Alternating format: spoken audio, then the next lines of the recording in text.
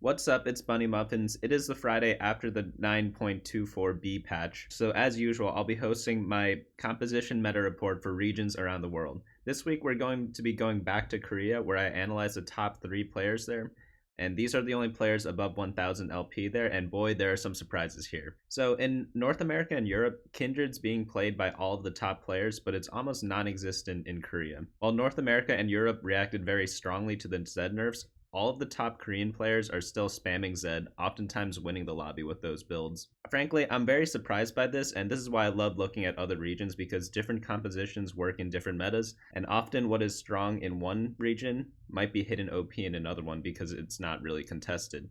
With this in mind, let's dive into the 3 compositions I've checked out in Korea.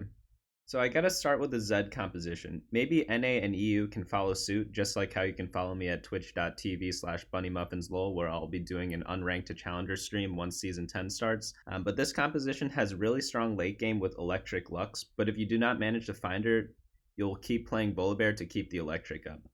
Despite the electric and ZED nerfs, the top 3 players in Korea keep playing ZED and even contested against each other in the same game. One note about this composition is that most of the parts have many replacements. For example, you could play almost any wardens you want. The only mandatory one is Ornn because he provides electric synergy. That means if you have trouble finding Nautilus, feel free to use Braum, Amumu, or Taric, or really just any warden, but I would make sure that you have at least 4 of them. Since we run Nami, it's not necessary to have both Thresh and Nautilus because you'll notice on the left here that we have 3 Ocean.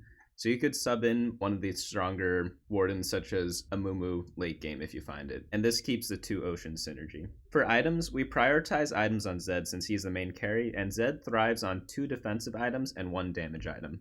Right now, the Korean players are favoring Guardian Angel and Redemption, followed by Warmogs or Dragonclaw for the defensive items, and then the offensive items, it's really just a random assortment. I've seen all types of items being used there. Oftentimes they just use their early game damage item and throw it on ZED. For Lux, you want as many mana items on her as possible since her first ultimate is the most crucial and ends up giving her endless mana with her mana resets. As usual, you will want Iceborne on a frontliner, and Morello's pretty strong on Nami if you don't have a red buff. The next popular composition is one revolving around Annie and Brand. So despite Inferno getting a decent buff in the most recent patch, Inferno's actually not the key synergy in this composition. It's really just Annie and Brand. And oftentimes you'll see players even skipping the Inferno synergy, but still keeping these 2 key players. The setup I've laid out here is a classic Ocean Mage Inferno Summoner setup, which we have seen previously, but this is a highly flexible composition. The only key components, again, are Annie and Brand. Those are the 2 champions that we're building the composition around, and then we also need 2 Oceans, but it doesn't matter where you get them. The rest are pretty interchangeable with almost any composition in the game. Malzahar can be used instead of Zyra as your 3rd summoner, since Inferno is actually not that important here, and maybe you could even take out mages or summoners to run stronger wardens such as Malphite, Thresh, and Amumu if you need the extra armor.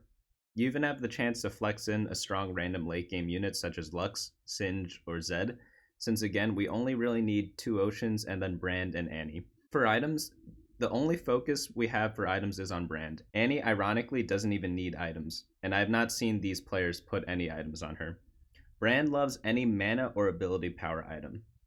The ones I've been seeing are Seraph's Embrace, Spear of Shojin, Morello Namicon, Rabadon's Deathcap, and Jeweled Gauntlet are all amazing on him. If you're not able to get any AP items, Hand of Justice is pretty decent as well. The rest of your items should have an early game focus or help your frontline tank, such as Warmogs, Redemption, Iceborne Gauntlet, Ionic Spark, or Static Shiv, the usual suspects if you want a strong early game. You can use the rest of your items on your late game additions such as Lux, Singed, or ZED. Lastly, we have a composition we have not seen for a while, which is the Predator Hyperroll composition, and this is because this composition has been nerfed a lot in the past, and it even got nerfed in the most recent patch because all 3-star units have their stats reduced by a small amount. And I think the reason why this is picking up popularity again is because it's uncontested. And it's true, you won't win with this composition, but I've seen many of the top players use this as like a free top 4 if they get a favorable start for it.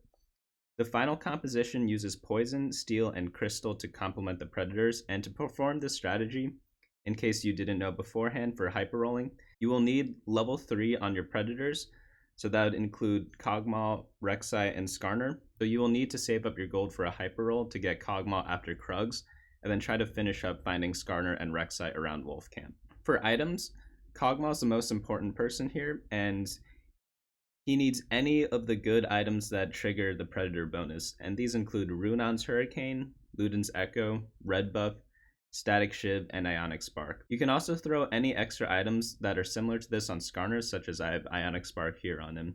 Lastly, for defensive items, Iceborne Gauntlet is very strong on Mundo when stacked because he just lives for a very long time and becomes very tanky with this item combination. And those are the 3 comps I want to go over today. These are very different than what we were seeing in NA and EU, and comps seen here are almost non-existent in Korea. For example, I've not seen any of the top Korean players even go for Kindred. Honestly, I have no idea why Zed is still so popular in Korea, but I'm guessing if we play it in NA or EU, it'll have great results since no one else is going for it. There are also many other strong compositions this patch, but these are the ones that are the most popular from the top 3 players in Korea. One pattern I have noticed is that they play many different things because they adapt to every game.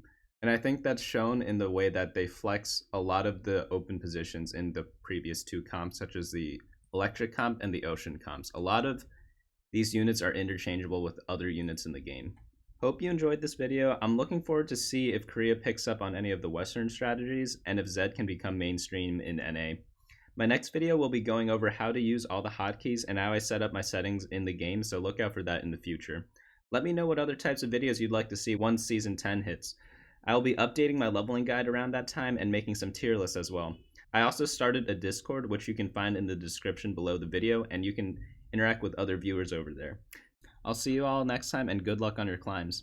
Hey guys, thanks so much for watching. Don't forget to share and subscribe, and of course smash that like button. Each like is an LP I gain before the next video.